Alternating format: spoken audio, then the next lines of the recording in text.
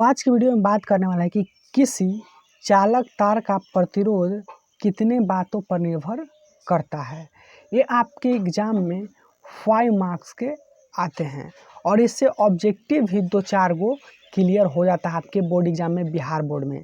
तो अगर आप बिहार बोर्ड के छात्र हैं तो आप इस क्वेश्चन को कर लीजिए, क्योंकि ये बिहार बोर्ड के लिए VVI प्रश्न है। ये बिहार बोर्ड में अक्सर ये पूछा जाता है ऑब्जेक्टिव से लेकर सब्जेक्टिव के रूप में।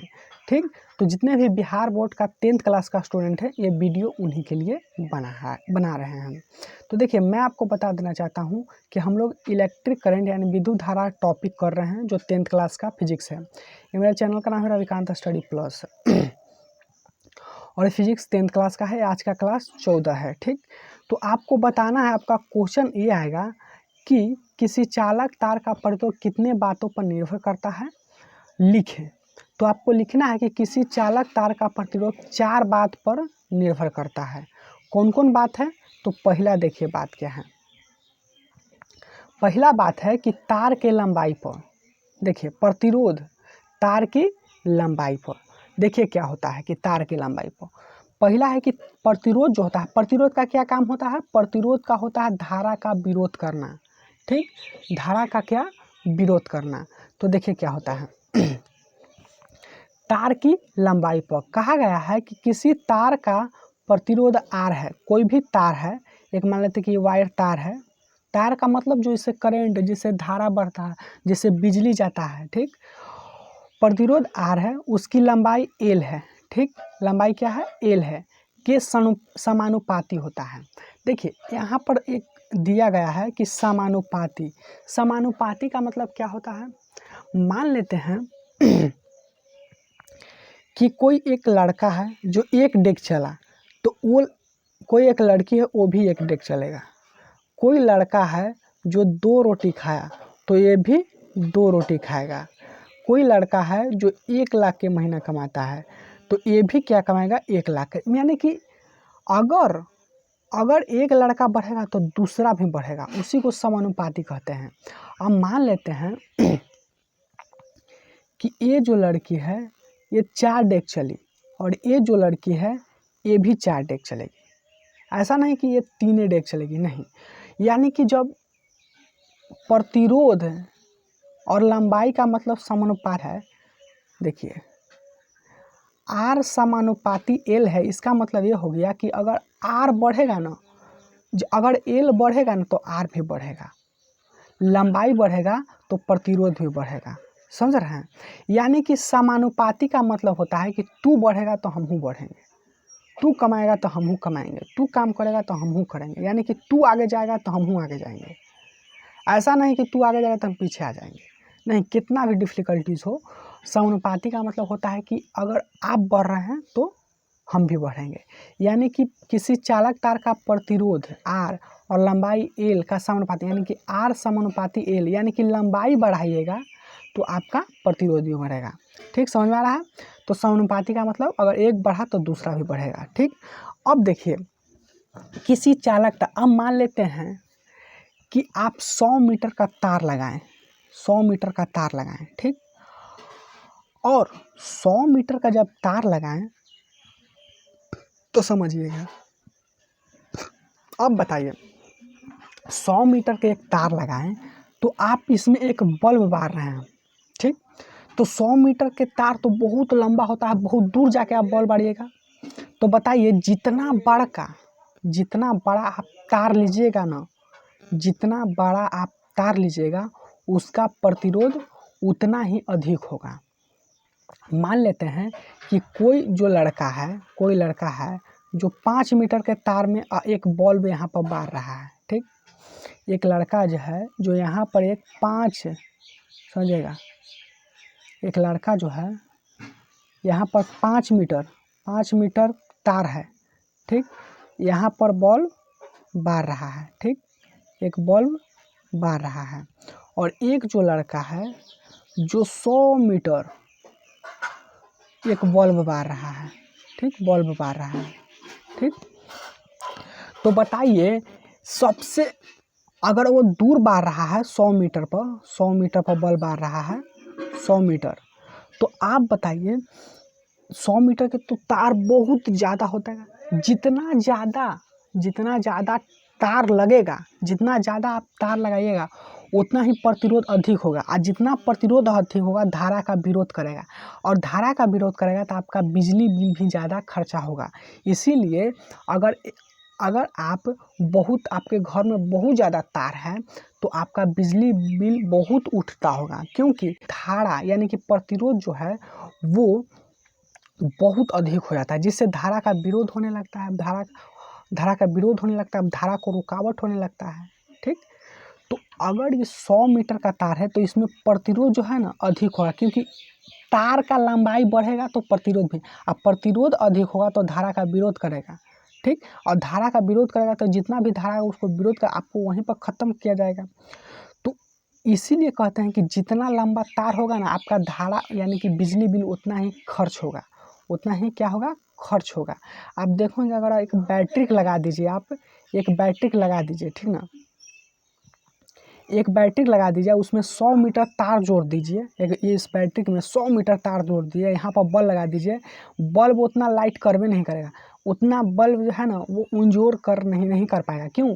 क्योंकि इतना लंबा तार है कि इसका प्रतिरोध अधिक है, और इसका प्रतिरोध अधिक है तो ये क्या करेगा, धारा को विरोध करेगा, यहाँ पर करंट आ भी नहीं देगा, तो ये धीरे धीरे बलेगा बल्ब, ठीक ना, और बहुत जल्दी ही बैटरी ख़त्म भी हो जाएगा। तो यानी इसका मतलब है कि अगर लंबाई बढ़ाइएगा ना, जितना लंबा तार लीजिएगा, अगर छोटा तार में बल्ब बारते हैं तो आपका प्रतिरोध कम होगा, प्रतिरोध कम होगा तो जल्दी धारा जाएगा, धारा का विरोध नहीं होगा, और धारा का विरोध नहीं होगा तो बल्ब एकदम बहुत अच्छा से जलेगा और बिजली बिल भी बहुत कम होगा। ठीक, तो इसका मतलब ये है कि ये जो है ना R समानुपाती L है, यानी कि जितना लंबा आप तार लीजिएगा ना, जितना लंबा तार लीजिएगा उतना ही बिजली बिल खर्च होगा, उतना ही धारा का विरोध होगा। तो यही बताया गया है कि किसी भी तार का प्रतिरोध R उसके लंबाई यानी उस तार का लंबाई के L के समानुपाती हो। ये समानुपाती का चिन्ह है, ठीक ना, ये समानुपाती का चिन्ह है। ठीक, समझ आ गया। अब इसको आप क्या करिएगा, इसको आप समीकरण 1 मान लीजिए। ठीक, R समानुपाती L का आप क्या मान लीजिए, समीकरण 1। ठीक, समीकरण 1 मान लीजिए।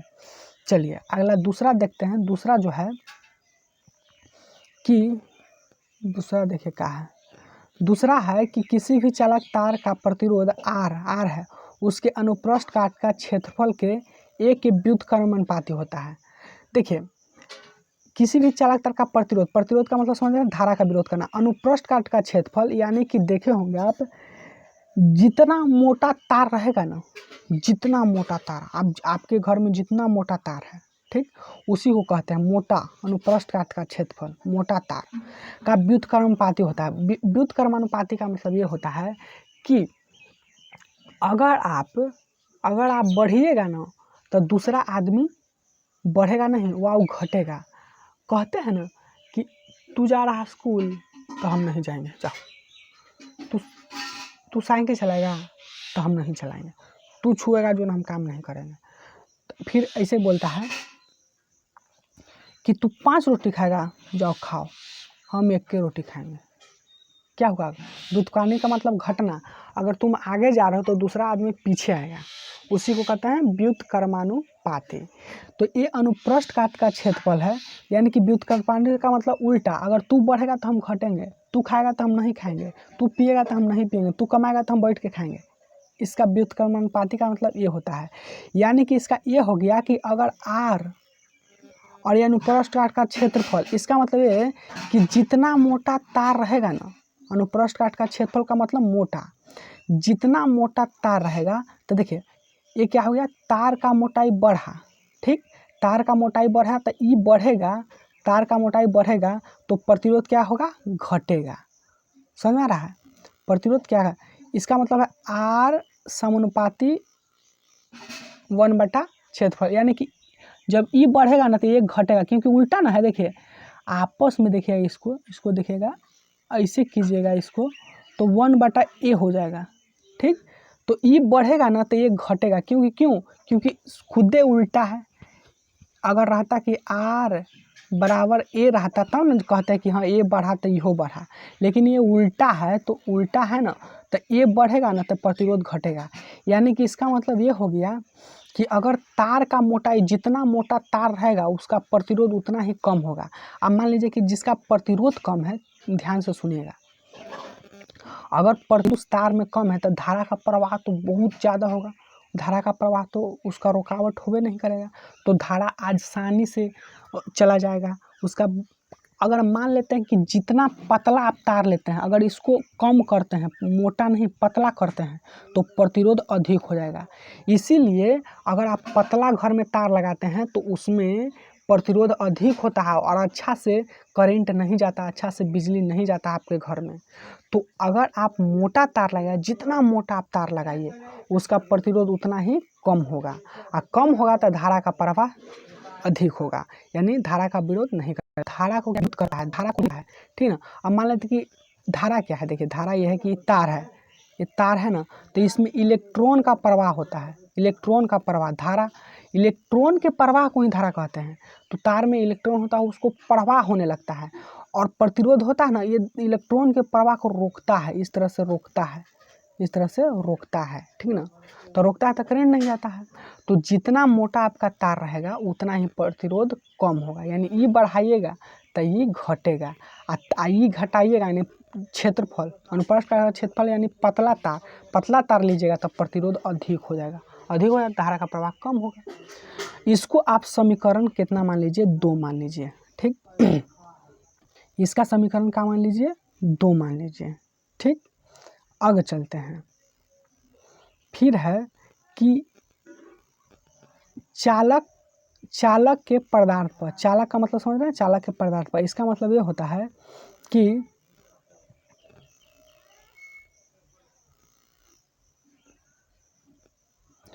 विभिन्न पदार्थ के तार समान लंबाई और समान मोटाई हो तो उनकी प्रतिरोध भिन्न भिन्न होती है। अब विभिन्न प्रकार का पदार्थ, कोई तांबा का तार, कोई एल्युमिनियम का तार, इस तरह से लेता है ना, ठीक। तो वो अगर उसका समान लंबाई है और समान मोटाई है तो फिर भी, अब मान लें कि आप एक ले लीजिए आप तांबा का तार, ठीक, तांबा का तार ले लीजिए, तांबा का तार, ठीक, और ये भी 5 मीटर है और अब मोटाई भी सेम ही है। एक लीजिए एल्युमिनियम, ये भी 5 मीटर है और मोटाई भी सेम है, यानी दोनों 5-5 मीटर है, अब मोटा भी नहीं है, दोनों सेम ही मोटा है। लेकिन ये तांबा है, एल्युमिनियम है, लेकिन फिर भी इसका प्रतिरोध अलग अलग होगा। एक चांदी का तार लीजिए, तो चांदी का तार में तो बहुत ज़्यादा धारा प्रवाह, तो उसका प्रतिरोध तो कम ही होता है। तो देखिए ये तांबा के लीजिए, एल्युमिनियम के, अगर समान लंबाई है, समान मोटाई हो, तो तभी भी प्रतिरोध होता है ना, वो भिन्न भिन्न होगा, यानी कि अलग अलग प्रतिरोध है। क्योंकि तांबा का तार बहुत अच्छा होता है क्वालिटी का, एल्युमिनियम का बहुत, इसका क्वालिटी उतना अच्छा नहीं होता है। तो यही पढ़ा है कि अगर आप तार का क्वालिटी बदलिएगा, तांबा, एल्युमिनियम, और अब मान लीजिए कि चांदियों को कोई तार लगा देगा तो उसका प्रतिरोध अलग अलग होगा। अब मान लीजिए कि तांबा है, तांबा बहुत अच्छा तार कहलाता है, इसका प्रतिरोध कम होता है। चांदी के तार अगर बनाइएगा तो इसका तो प्रतिरोध बहुत कम हो, इसमें धारा का प्रभाव बहुत अधिक होता है, ठीक ना। तो जैसा जैसा आप बदलिएगा ना तो उसका प्रतिरोध भी बदलता है, भिन्न होता है का मतलब बदलता है, ठीक। अगला जो है चौथा जो है कि चालक के ताप बढ़ने से चालक का प्रतिरोध बढ़ता है। अब मान लेते हैं कि किसी भी चालक तार का ताप बढ़ा तो उसका प्रतिरोध भी बढ़ता है। देखते होंगे आप कि आप चार्जर को देखेंगे, चार्जर जब हीट हो जाता है, चार्जर लगाते लगाते हीट हो जाता है, जब चार्जर हीट हो जाता है तो उसमें धारा का प्रवाह बहुत कम होने लगता है, जिससे मोबाइल जल्दी चार्ज नहीं होता है। तो अगर आप बहुत देरी से चार्जर खोसे हुए हैं तो वो हीट हो जाता है, ताप उसका बढ़ जाता है, ताप का मतलब ताप बढ़ जाता है, जिससे क्या होता है कि धारा प्रवाह अच्छा से नहीं होता है, मोबाइल भी चार्ज नहीं होता है। तो अगर जितना धीकेगा ना, मोबाइल भी धीकता है, तो देखते हैं ना, अगर ताप बढ़ेगा तो प्रतिरोध बढ़ेगा तो धारा का विरोध करेगा, ठीक। चौथा बात हो गया। तो यही 4 बात है जो प्रतिरोध का बात निर्भर करता है। अब देखिए समीकरण 2 दिए थे, समीकरण 1 और 2 से देखिए यहाँ पर हम समीकरण दिए थे, समीकरण यहाँ पर है दूसरा और ये समीकरण पहला। तो इसी से तो देखिएगा ये दोनों को देखिएगा, आप बताइए R समानुपाती L है, R समानुपाती L और R समानुपाती 1/a है। तो बताइए अगर इसको जोड़ेंगे 1 और 2 को जोड़ेंगे, 1 और 2 को जोड़ेंगे तो क्या आ जाएगा, R समानुपाती L बराबर में है तो L/a हो जाएगा ना। तो यहाँ पर इस दर्शाया गया है, देखिए R समानुपाती L/a हो गया, ठीक। अब देखिए अगर ये समानुपाती का चिन्ह हटाएंगे तो एक कांस्टेंट दिया जाता है जिसको रो बोलते हैं। अगर समानुपाती का चिन्ह हटाइएगा तो उसके बदले में एक कांस्टेंट दिया जाता है जिसको रो कहते हैं, ठीक ना, जिसको रो कहते हैं, जिसको इस तरह से डिनोट करते हैं, ठीक। और ये हो जाएगा A, ठीक।